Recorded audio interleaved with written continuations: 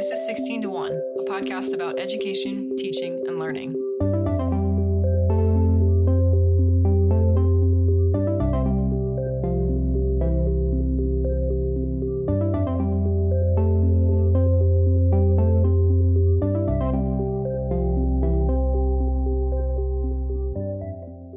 Hello.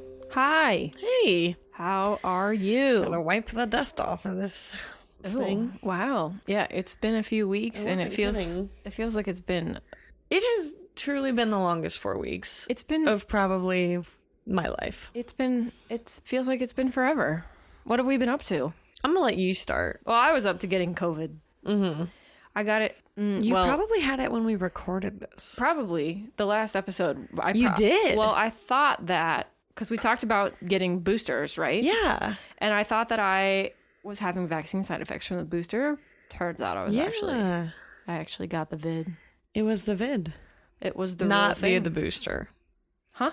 Not because you got the booster. No, that's not how that works. I just want that to be very clear. Yeah, no, that's not how that works. I got the vid from someone else. So but Chelsea yeah, so that was fun. Up and got the vid. I got really mad because I couldn't taste anything for a week, so I didn't want to eat food at all because that's the worst. Everything is mush.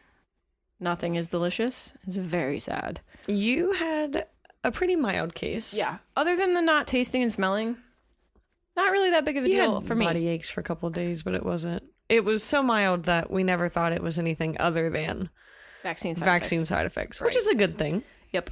So Yep. that was a long couple of weeks. Past that now. We're past that.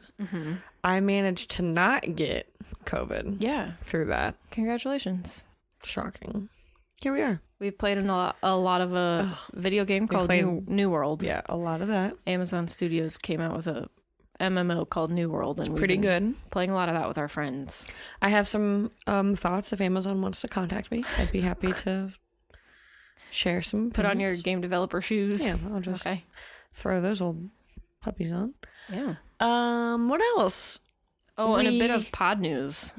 We booked our first guest. We did. Upcoming in We just have a few to- episodes, actually. Yeah. Yeah. So we're gonna have our very first guest episode soon. Episode 50? The plan is to have episode 50 be a guest episode, barring any catastrophe. Mm-hmm. We'll probably tell you what that's about next episode, just to give Once us a we're chance back. to confirm everything. Yep. But New Year. I am very excited for this guest. They are one of my favorite people. Endlessly entertaining. It's going to be very funny. So I think it's going to be kind of a fun episode for sure. Yep, I'm excited looking for it. forward to it. What else? We had Thanksgiving. Yeah. That was good. Thanksgiving, we took the week off of the podcast. We're going to take another week off for Christmas just to give the teacher on the pod a bit of a break. I needed this. To rest and recharge. I kind of forget how much work this podcast is. It is. It's Until not I'm easy. like, oh my gosh, it's that week. And then it's not. And I was like, oh, okay. Yeah. Yeah. Maybe we should take a spring break. Maybe we should. I'm not above it. Okay. Anyways, we took Thanksgiving break. We're here this episode. We're gone. What would be the next episode? And we'll be back in the new year. Yep. That's where we are. Yep. So what are we talking about this episode? We're talking about the disappearing internet. When you described this, I was like, I described it when I was very tired. You were Okay. when I was telling you what I wanted to do this episode about, you were like, "What?" I'm like, "The vanishing web. yeah, It's vanishing. it was very vague, the internet. It's but going also away." broad. Well, yeah, when somebody says the And internet is so, disappearing, Um, it's a big thing. It's a big thing to it, tackle. it sure is. You just sort of looked at me like, "What?" I was just kind of like, mostly I wanted to give you a minute to figure out what you had said, because I was like, did she mean this? Well, it's something I've been thinking about in my brain for a long time, but that doesn't necessarily translate to a coherent pitch to my it's co-host. also something I've quite literally never thought about. So really, you've never thought about this. You've never Okay, never pondered the existential identity of the internet. not in the way that you do. Okay, well, hold on. Let's set this up a little bit because we're drawing this out a bit. But let's talk about what the heck we mean. Can you read the first thing exactly as you've written it? We here at 16 to 1 are big fans of a free and open internet. That was my pharmaceutical company advertisement voice. I kind of want to punch you. We here at 16 to 1 are big fans. Okay, Anyway, Oh, you should do that. I should do that. Yep. If anybody needs a voiceover artist, Of just a normal white person. I'm open. I'm open to gigs. Anyway, so AstraZeneca. Side effects maybe death death, and decay. weird warts that never go away. If you made me tell you right now what AstraZeneca treats, Skin scales. couldn't even tell you. So anyway, yes, we are big fans of a free and open internet. It's one of my So I'm told. my favorite crusades. I have a note in here about how I've even recently complained to one of our senators about a free and open internet. I was Who complaining sort of about. replied. Yeah, he sort of replied. He's like, "Yeah, that's nice. We'll keep it in mind."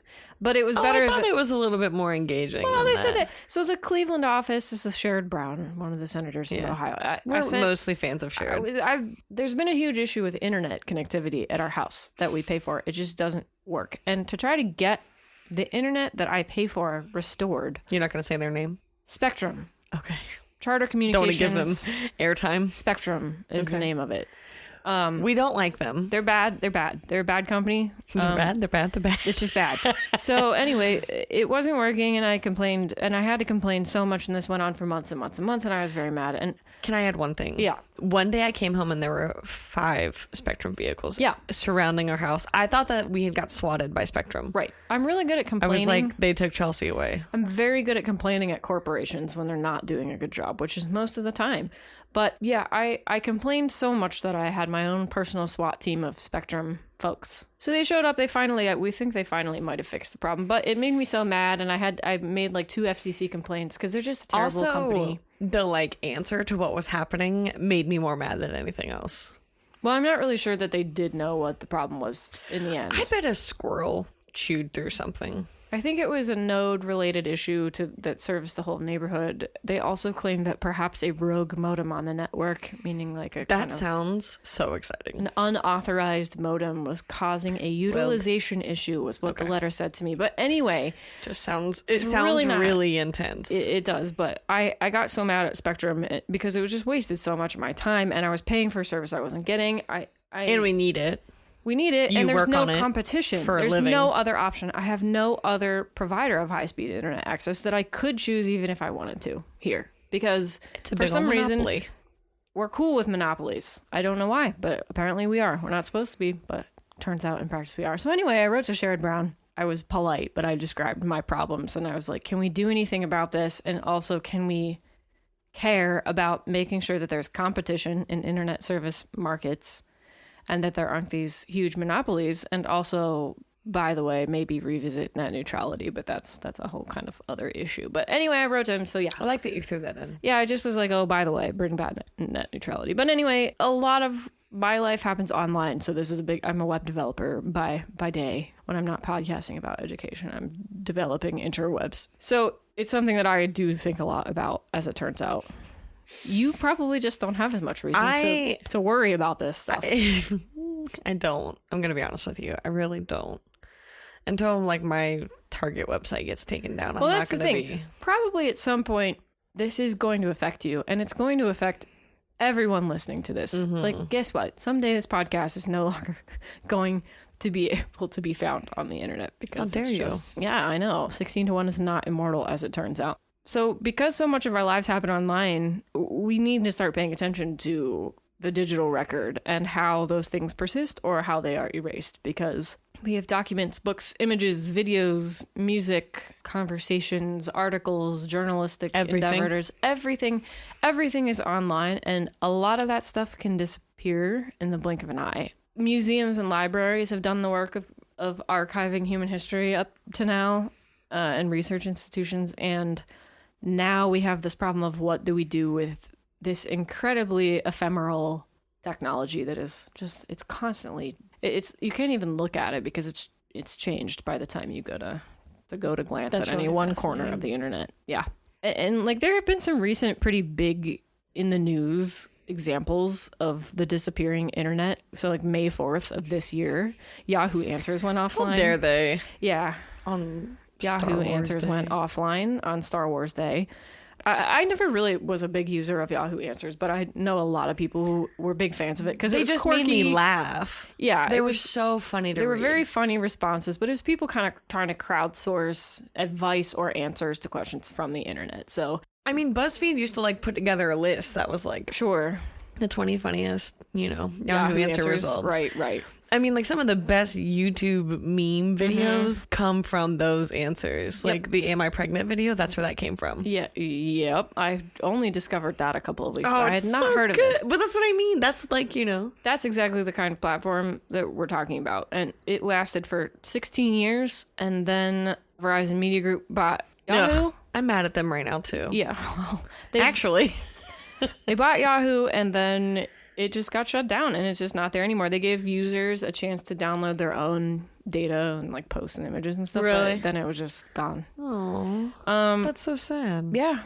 I mean, there are other big examples of this. I mean, I put Zanga here because it's just like this hilarious.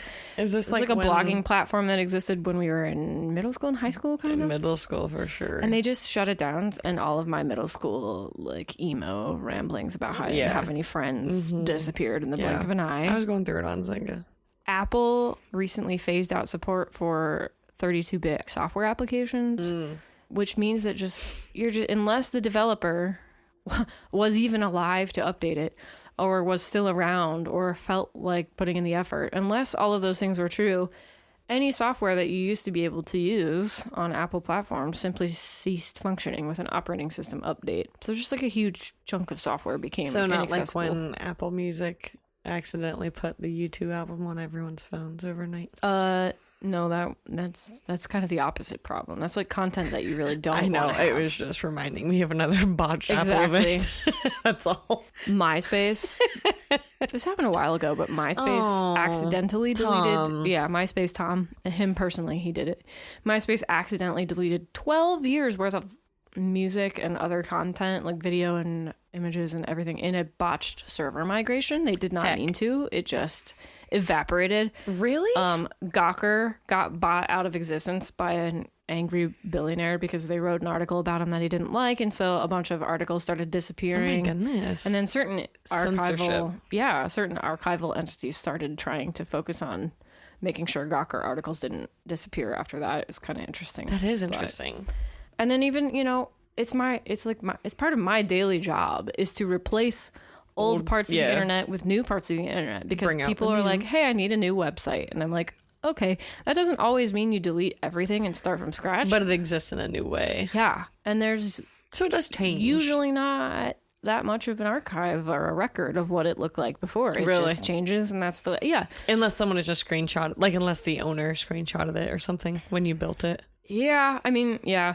We'll talk a little bit farther on about the Internet Archive. Their whole reason for being, one of their whole reasons for being is basically to take snapshots in time of Yeah. publicly accessible websites. Right, but I mean for the websites you've created, they might only exist if the person you created them for happened to screenshot them. Well, what I'm saying is the websites that I work on could be archived by the Internet Archive. Oh, I see. yeah. I got you. So that's the kind of thing that they do. But yeah, content, You're famous. Content comes and goes. Somebody deletes something, it just goes poof for forever.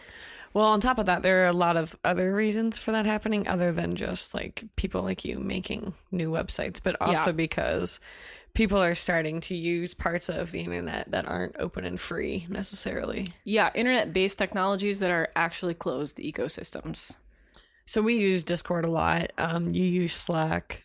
I'm actually going to use Teams for the first time later Microsoft this Teams. week. Yeah. But a lot of these places are closed from just, I guess, free, open opportunities for people because you need to be normally invited to in Discord, right? A server or a channel or something like that. Right. It's like a siloed bit of knowledge. So Discord, you can't search on Google for something that happened in a Discord server. Yeah, okay. Yep. So what is Discord? Yeah, we picked Discord as an example because we both use it a lot and like it as an application. We use it daily. Yeah. I would say. So Discord, if you don't know, is a VoIP. Didn't know what that stood for. Voice over IP. Yeah.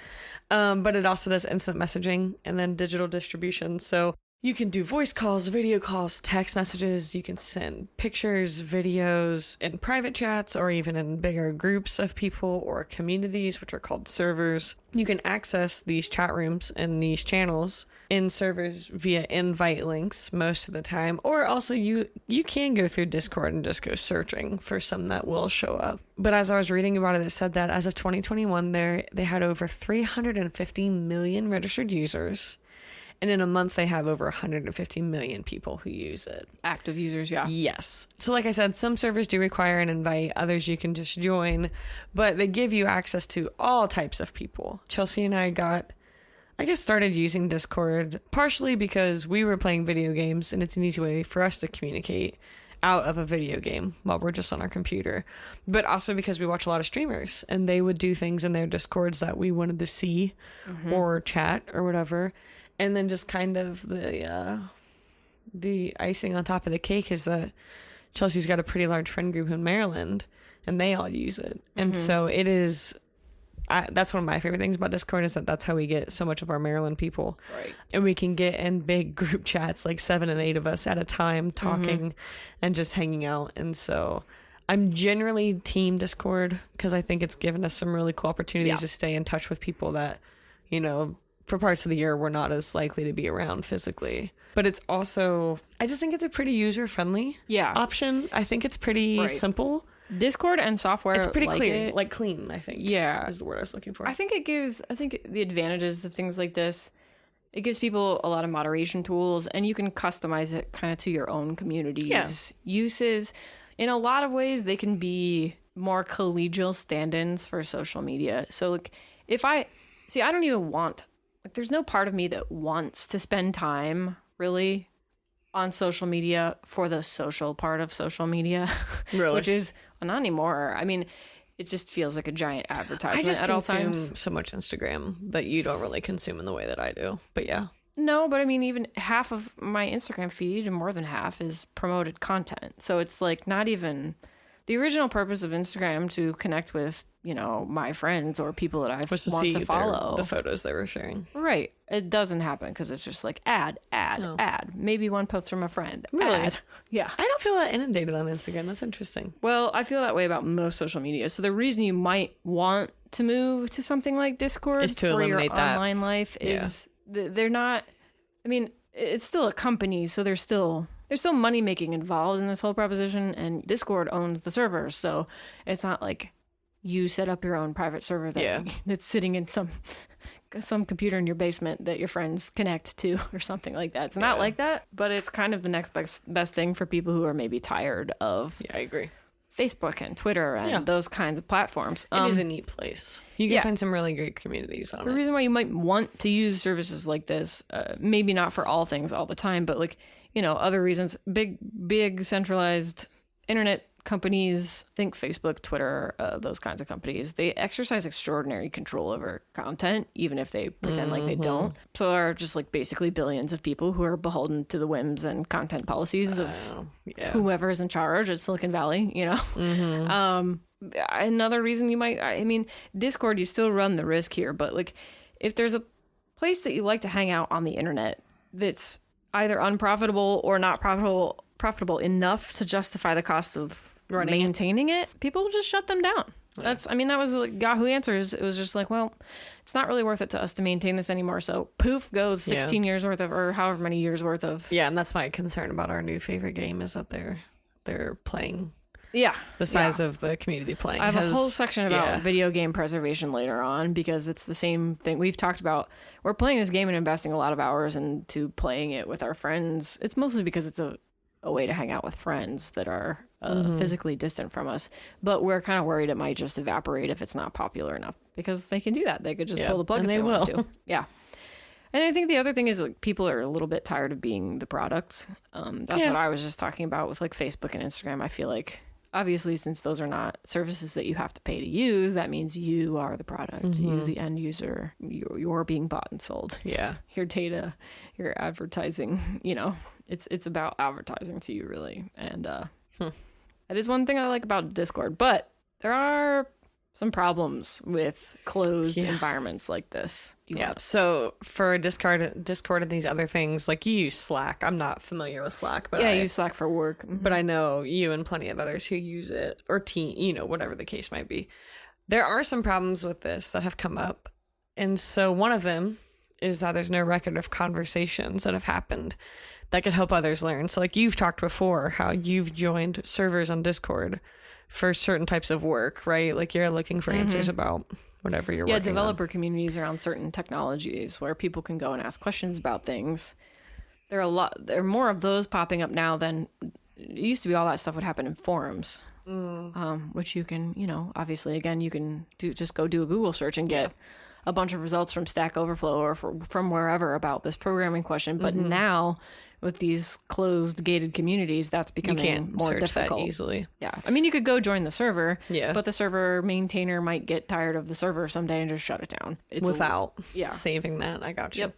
So in the case of Discord, since that's what, like I said, we're most familiar with, it's not all good. It was found that after the Charlottesville riot, that group of men had used Discord to plan January 6th too, I think. And the January 6th, and they also shut down a server after that because they found that a specific server had directly led to the planning of it. Yeah.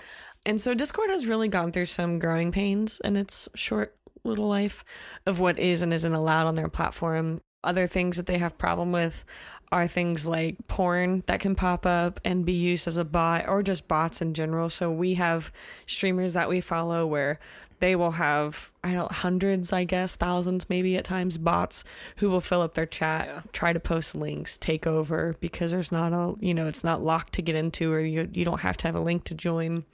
And then they'll take over and start promoting some trashy website. And so it's not as secure as it can be. In the case of like these streamers that I'm talking about, they try to leave them open so that they can grow, their platform. But on the other side, Discord hasn't found a way to deal with those problems yet. So it's just going to keep happening. I mean, this kind of problem isn't restricted to these closed communities. We've heard about stuff like this in context of like Reddit and 4chan, Twitch, and 8chan, and Twitch getting they get bots all the time. Yep. So just people abusing the internet is always going to be the case. I think it's a little more difficult to manage in these closed server environments because they don't quite have the level of sophistication. And that's my fear. Like when you're talking about these things, like some of our smaller servers that we're in, there might only be a couple hundred in some of these small streamers. If that happens enough, they'll probably just get rid of the Discord and just say, follow my Twitter for, and you don't want to lose that because they are really neat, places to share with people. But the other things, aside from bots and all of those types of issues, this means that public libraries won't have access to this stuff. And so, as we've talked about plenty of times before, public libraries are one of the most essential places for those underserved populations, because that's where they go to get internet access, to use devices. And so if you're someone who relies on a public library, the chances of you having a Discord or Slack, something like that to join to find what you're looking for is even more slim than just a Google search. So in terms of knowledge generation, just at a very large scale, these closed communities are kind of bad for maintaining a public I never record thought about of how human privileged they were, but they are. Yeah. And so some good things about websites and forums, obviously. Yeah, stuff that's indexable on the web and Googleable and all that stuff. So all of those conversations exist to put in the archive or to be kept more easily. Man, I do a lot of Googling, so it'd be hard to imagine a place where, you know what I mean, all of a sudden I'm just like, wait, that was just there. Why is it not just there anymore? Yeah. That's kind of what you're talking about, though. And so especially, like I said, for people that aren't on Discord, or any of these places where it is I mean, I'm sure closed. there are things on the internet that you as a teacher use and reference over and over again, year after year. Oh, yeah. And you don't even necessarily think that this link will stop working sometime. I do have a couple of links that every year I'm like, oh, dear God, please work. There was one, I don't think it works anymore. It was a link to, it was for a learning activity for the Crucible, and you took a quiz and it walked you through this sad looking website. This was like 10 years ago. And so it decided at the end if you were a witch or not. And my kids loved it. it got blocked and then I couldn't get it to load. So I think it probably got the cord plugged. And then another website, a link specifically that I always use is a New York Times article about what type of slang you use and where that puts you on the dialect map. And every single year when I go to have my kids take that quiz, I get scared that that's no longer going to be free and available to them because the New York Times will put up an ad wall or, something. Yep. I mean, so I should totally consider get it. archiving it some other way further. If you like the learning resource, that's the kind of thing that you need to think about. Like, I might have to have you help me with that. Yeah, it's like, But will those this are last? those are websites that every time I click, I'm like, dear God, please be there. Yeah, I'm with you. So we're already sort of talking about why this is a problem, but I have a sort of funny story that, to my mind, it's a pre-internet story that illustrates the problem. I think I have an acquaintance who has worked in NASA circles and worked on space program stuff, and her group of us were out just like drinking once, and we were telling stories, and this person was talking about how it would be totally impossible to rebuild the Saturn V rocket if we wanted to, because we've lost so many schematics and so much information and so many records of how that piece of technology was built that we could not rebuild it if we wanted to. We'd have to start from scratch, which we probably could, but we could not just rebuild the Bring Saturn it out V. and Yeah. So that's kind of like, that's sort of what we're talking about here. Again, those are like really early days of computers and like stuff like that. Like we could not, so the same sort of thing, or the institutional knowledge that would allow us to do that is just gone. It's the same sort of thing that's happening to the internet. So we're going to have this weird black hole in our history books, especially about the early internet, like the really goofy pixel internet. And especially when you you consider that, I mean, I'm running into this as I teach the Holocaust, right? Is that we're running out of survivors. The same thing is going to be true for those who worked at NASA to create the Saturn, whatever it is. records of like things those do are not last going forever. to exist Right. forever. And so that's one more case where it's like, oh, it'd be nice if we found a journal or a diary or something. You know, like those are the things you hope for. Part of what's contributing to all of this is that there's not a whole lot of awareness around the fact that anything bad is happening at all. Like you were saying, this is not something that you think about a whole lot. And there's just not, in general, I don't think the public is walking around thinking, oh, what if this thing I use every day ceases to exist?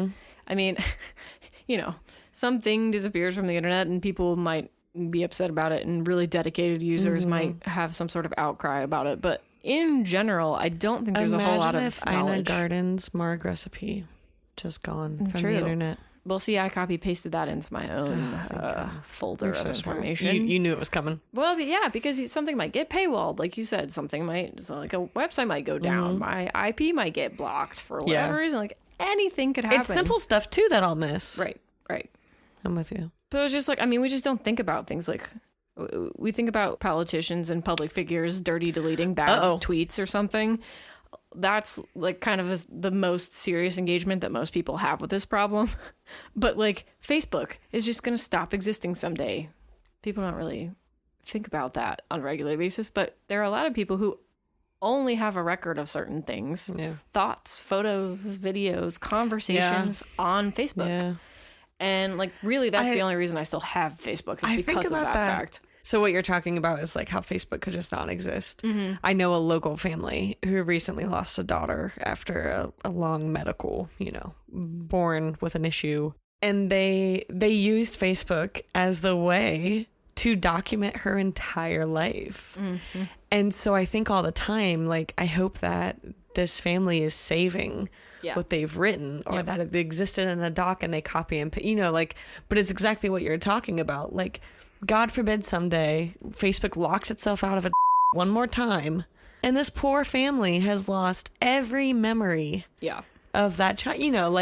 Like those are the things that I think are like, and I would be devastated to lose my photos on Facebook. I should probably just back those up. Yeah, now Facebook that I'm doing this. does give you an option to save your user data, but most people don't know that that's even a thing they need to consider doing. But it's also, I mean, if you're someone like me who's just like, it exists, it would just be, there are a lot of people who have lived a very different life on Facebook than I have, and that would be, Yep. I think there's going to be a new industry popping up around. Are we going back to blogs?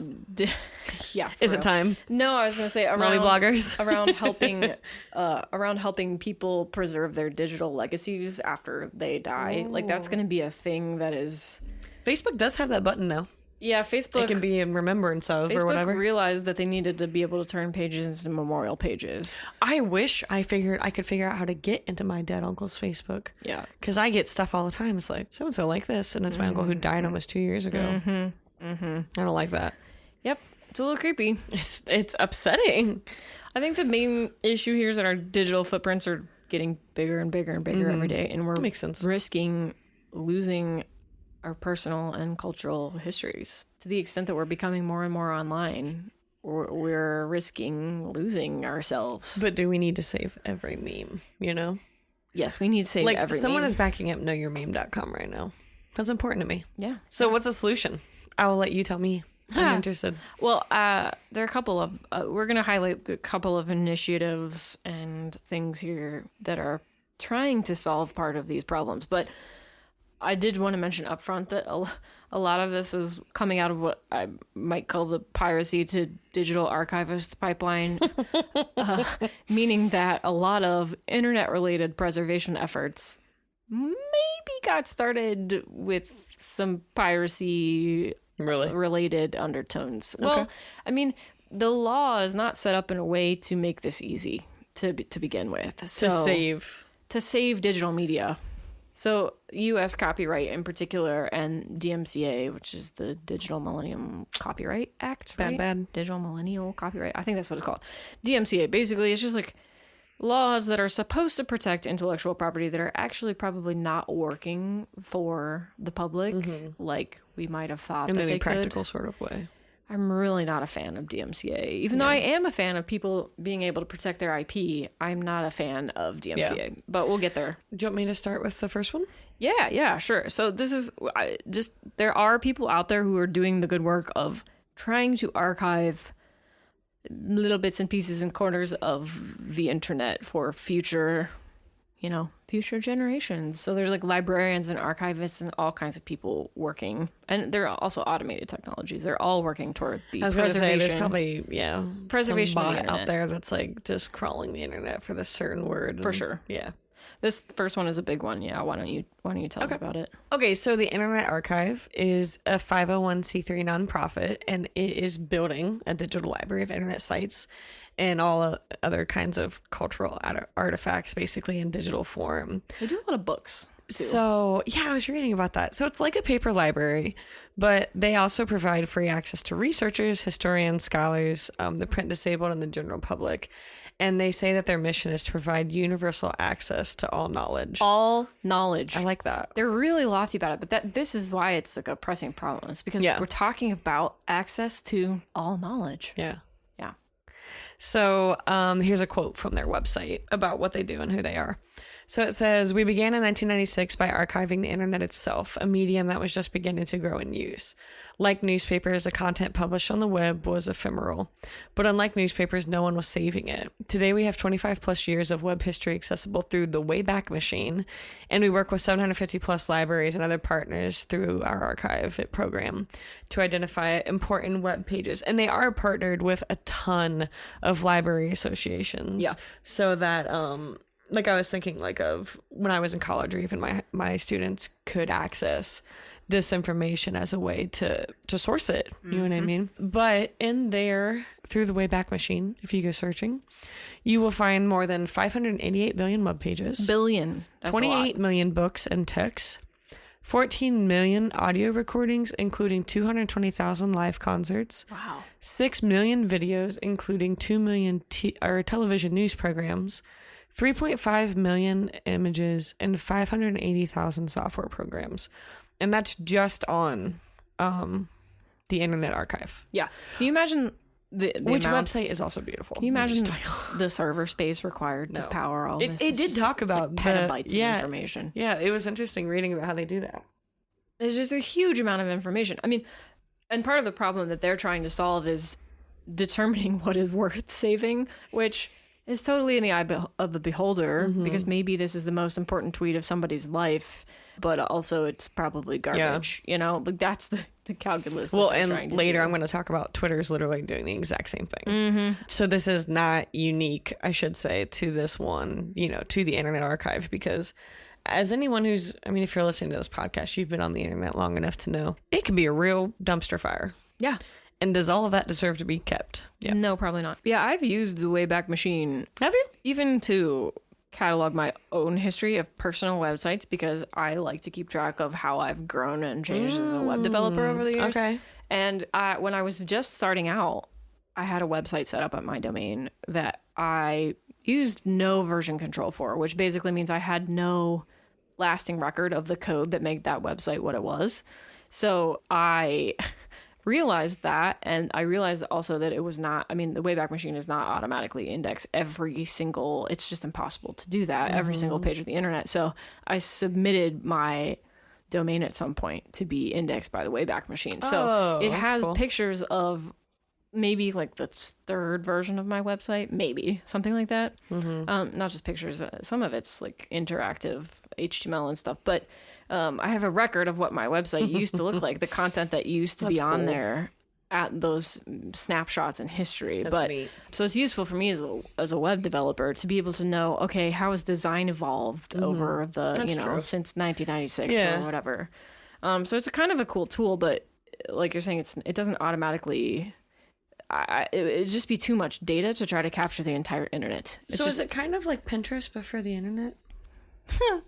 I mean, I don't think Pinterest has an explicit purpose to archive old versions of things, but I'm just imagining like looking through it for ideas of what good websites look like, I guess is what I was thinking. Yeah, it doesn't curate though. It's not a curatorial, it's not smart. It's just an archiving. Yeah. So really. you just go searching and searching and searching. Got it.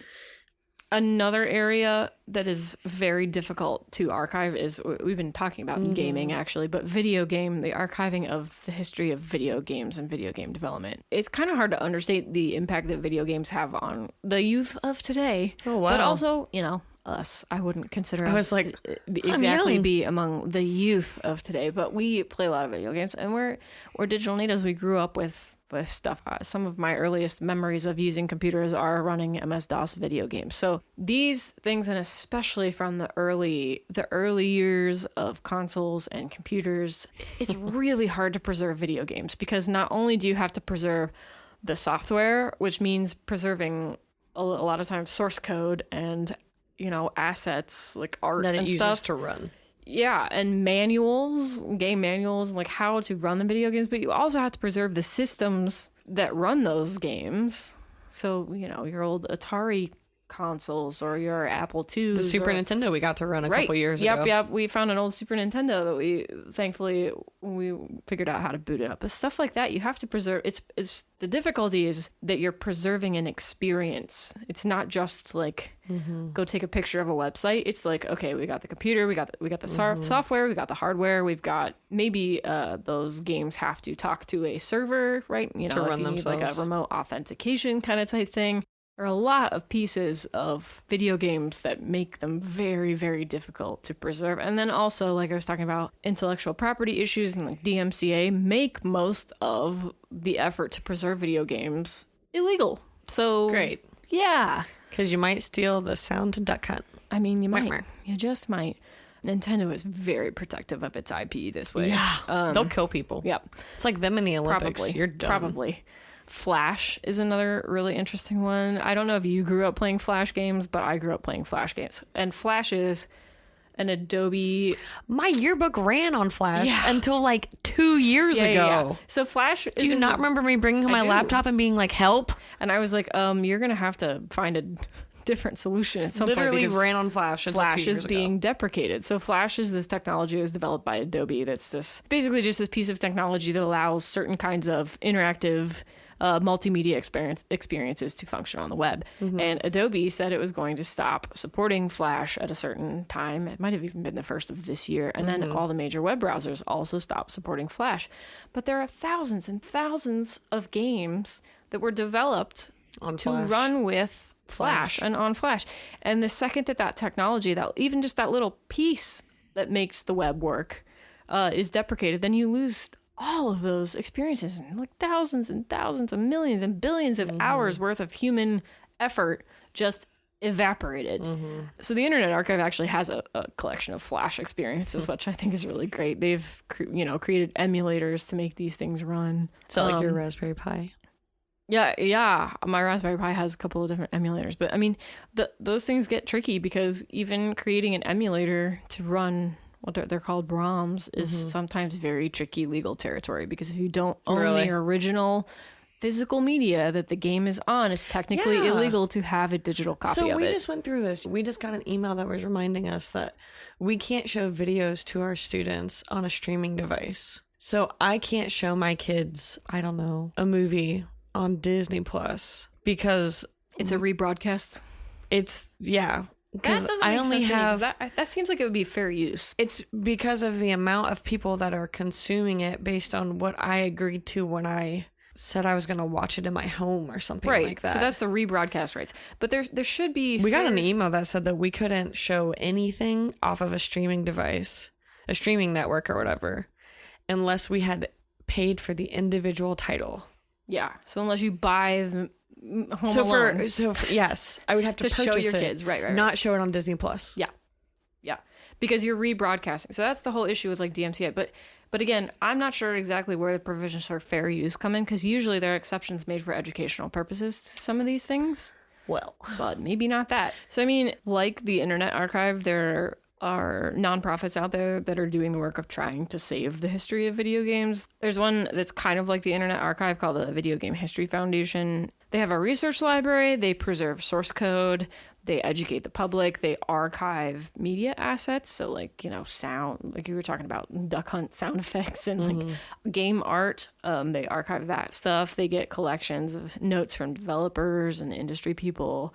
And then they do recovery and restoration efforts too. So, they're doing the good work of trying to make sure that the industry has a history even to talk about. But it is really hard to work around copyright laws. And this is like modern day LimeWire and Napster kind of. I missed Napster. Napster was over. You're incriminating yourself on the podcast again. I just said I missed Napster. Like I didn't use it. Like it was already dead by the missed time. No. Napster.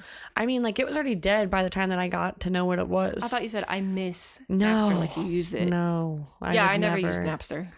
I was afraid. I was really afraid that the FBI was going to come beat down my door and yell at me for using Napster. So I never did it. Yeah. But LimeWire, you were like, no, I never used LimeWire either. Not No, I didn't pirate stuff. Okay, that was good of you. Yeah. Man, there's some weird versions of music on that thing. I still don't pirate stuff. I don't anymore. Yeah. I didn't understand that when I was doing LimeWire. I did not know what I was doing. Mm-hmm. Peer-to-peer file sharing. I didn't know that. Interesting stuff. Man, my dad used to get so mad because those downloads took days. Hours and hours and hours. Yep. Yeah. I got a lot of half songs. A lot of half songs. Yep. Well, anyway, that's kind of the landscape. There's not a good foundation for people who are trying to do this work to do it. I mean, especially in the video game and digital media space, there's just not. The law works against public interest in this case because companies so fiercely try to protect their IP that it basically means things just disappear from the face of the earth. Yeah. I have a lot of feelings about this, I'm realizing. Yeah. I know. It's interesting, isn't it? Mm-hmm. That's what I was telling you. I was getting the notes ready, and I was like, I'm getting myself worked up about the internet. Huffy. I didn't really know. I was getting worked up about the internet. Kind of huffy. I'm sitting with my arms crossed. I know. Yeah. Internet grandpa mad. Right. I know. That's how I feel. So there's all, It's fascinating. It's all happening in the backdrop of things we talked about before, like free and open access to the internet. That is a problem in and of itself, making sure that, you and I have both said that we think that internet access maybe should be treated like a right rather than a privilege because there's just so much knowledge. COVID has shown that to be the most essential. You can't gather in a physical place anymore, and your only connection to knowledge and to community and to everything happens via a digital screen. Mm-hmm. So, I'm being a bit dramatic about it, but it does illustrate the point. I don't think you're that far off, though. Yeah. Because also what goes along with that is not only it being a right, but also agreeing that even hard to reach areas are worth it. Like where I work, there are parts of that area that are very hard to reach and doesn't make them less deserving. Yeah, and I think that this has a lot of ramifications for education generally too, because like we were talking about the resources, the things that you want to teach people. it's gonna be at some point that stuff, you know, we don't use physical textbooks anymore. At some point in the probably not distant future, that stuff is gonna be all digital, which means that it's at risk of disappearing if we don't make an effort to preserve it somehow. I agree. So Now I'm worried about it. yeah, I So made you now worry. we should Good. all go back up all of our accounts everywhere, save our stuff. Yeah, the thing is like you can't even reliably, you know, I use cloud file storage now, but we used to keep all of our files on our physical computer hard drives, and the second a hard drive would fail, you'd lose all your files. So that's a microcosm of the problem. That problem that could have destroyed your life if you lost every single file you ever had. Think about that, except the entire internet. That's what we're dealing with. I'm really stressed. Yeah, I'm sorry I stressed you out with this podcast episode. I need a bigger flash drive. Any final thoughts? I need a bigger Google I Drive. need a bigger Google Drive. No, I just think I like this topic. It's not something that I ever had a reason to consider. Well, I guess I should have. I just wasn't. I think all of us have a reason. I mean, to there are so consider many it. things if to you worry are about. a consumer, then you have a reason to worry, or to at least consider, like, where is my stuff? Where is it saved? And to also sort of behave in such a way that we know that it won't be there forever. Because R.I.P. Zynga and MySpace R.I.P. Zynga. in my top 8.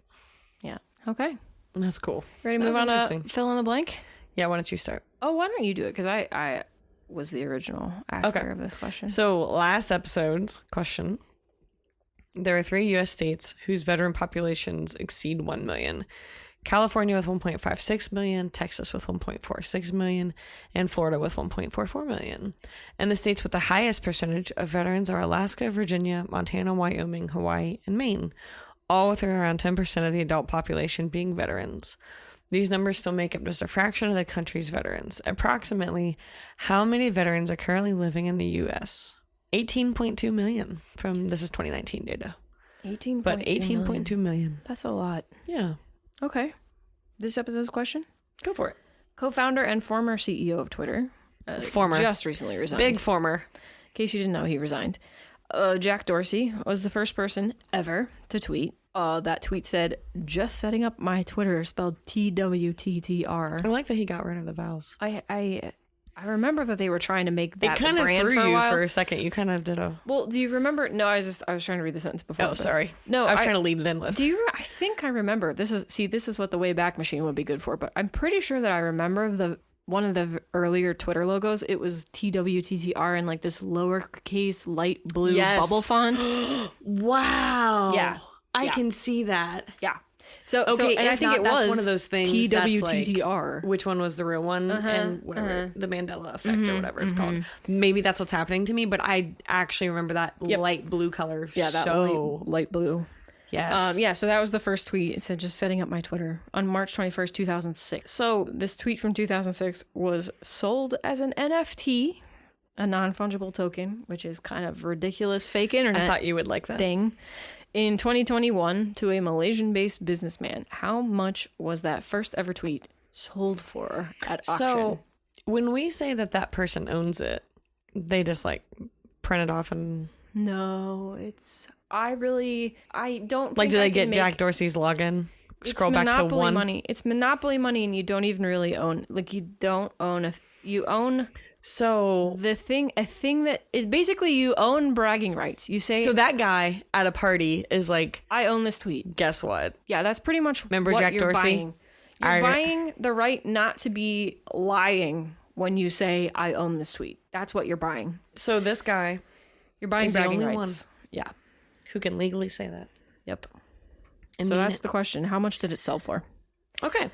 What did you learn? So what I learned, also a Twitter fact, if that's okay. Yeah, of course. So I had always been taught that one of the things in a media class that I took in college was like, be careful what you tweet because they're saving every tweet. And I was like, ha ha ha, no, because that didn't seem possible to me.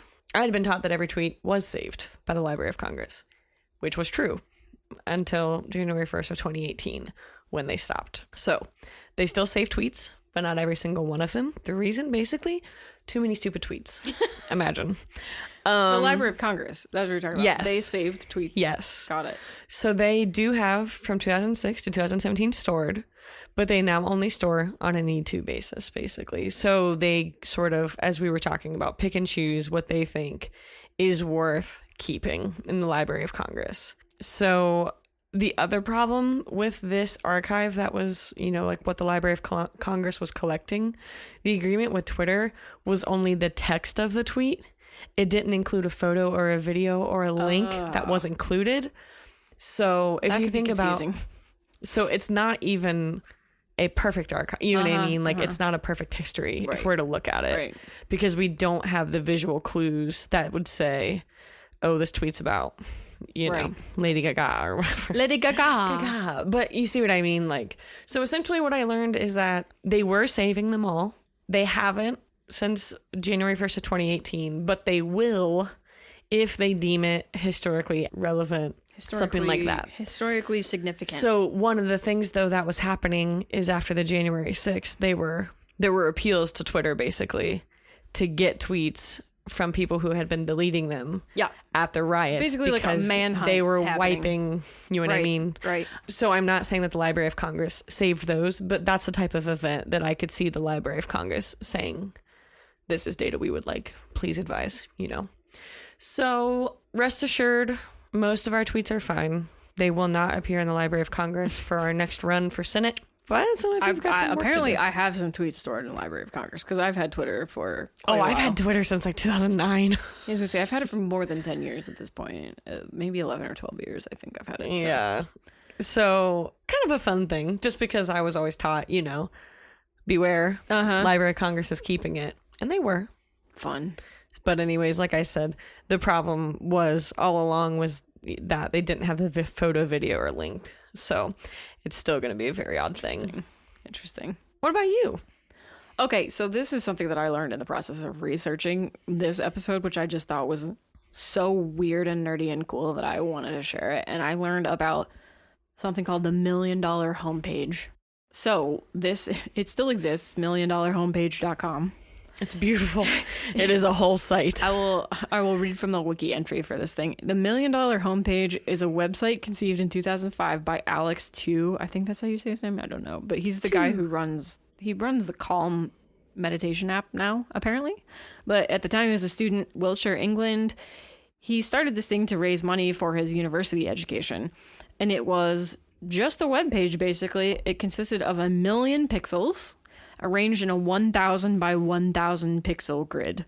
The image-based links on it were sold for $1 per pixel in 10 by 10 blocks, which is kind of expensive now when you think of the bazillions of pixels that exist. Purchasers of these pixel blocks provided tiny images to be displayed on them, a URL to which the images were linked, and a slogan to be displayed when hovering a cursor over the link. Oh, it's so bad. The aim of the website was to sell all of the pixels in the image, thus generating $1 million of income for the creator. Wall Street Journal's commented that the site inspired other websites that sell pixels. Yeah, this thing still exists. Most of those links are like naughty. Some of them probably are, yeah. Well, the other thing, so here's the thing. You can go visit this, we'll put the link in the show notes, but you can go, this is a really good example of exactly what we've just been talking about. The old internet. The old internet disappearing, because probably more than half, I would guess, of the links are just dead. Yeah, I clicked on a few and they didn't go very far. More of them now have been, like a domain has been sold to somebody else, so it redirects to something that had nothing to do with the original ad sale. It's called link rot sometimes, but it's just the webpage itself is a very retro internet. It feels like kind of like the late 90s, early 2000s internet. It's quite a work of art, but he still keeps it up as a piece of internet history. Vibes. Do you remember? Yeah, it does kind of feel like that brand. Mm-hmm. Yeah, I liked it. Mm-hmm. Classic internet. So. All right. Any lasting thoughts? No, I think that's it. Make sure your cloud is up to date. Back up your data. Up your things that are decentralize that web. Yeah, I think that's about it for now. Anything else? We're gonna see you again next year. It's gonna be 2022. Go get that booster. Yeah, if you haven't. Yeah, we got a new variant coming. If you don't get boosted, then get 1 and 2 of the first round. If that's you. Enjoy Just- yourselves. Have a restful holiday season. Take care of yourselves. Have some fun. Take some time for yourself. Maybe find Ina Garden's Marg recipe. Yeah, Ina's Marg If that's what you're looking for. And download it and print it off and hang it on your wall. Probably so you frame always it. have a record. Yeah. I would also consider maybe putting it in like a nice laminated. Plastic sleeve. Yeah. Yeah, it's in our cookbook. It is, as it should be. Yeah, just take care of yourselves. We don't really have any good TV shows. We're back in the Great British Bake Off is where we are right now. That's the mood. We've been watching a lot of goofy holiday Cooking Christmas shows. movies. Holiday Christmas yeah, movies. sorry. Yeah, but we haven't really been doing too much serious binging. We've just been, enjoying some TV trash, which is what we love at this time of year. So go get your booster, go get your flu shot. Maybe just wear your mask in really crowded places. Just, because it's still gross. All of my kids are sick right now. Like bronchitis, just like everything's around. 'Tis the season. So, you know what I mean? Just like maybe do a little bit of that. Take care of yourselves. We'll see you have soon. a good time with family. We'll see you in 2022. Go Bucks. Bye.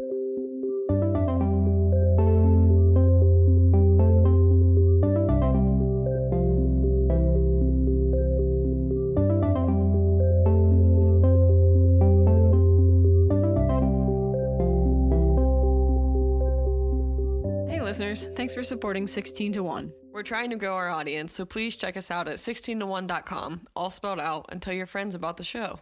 On our website, you can find links to follow us on social media, an archive of all our old episodes, and a contact form where you can get in touch. Thanks again for listening, and we'll catch you next show. I just incriminated myself on the podcast. I'll cut that part. Thank you.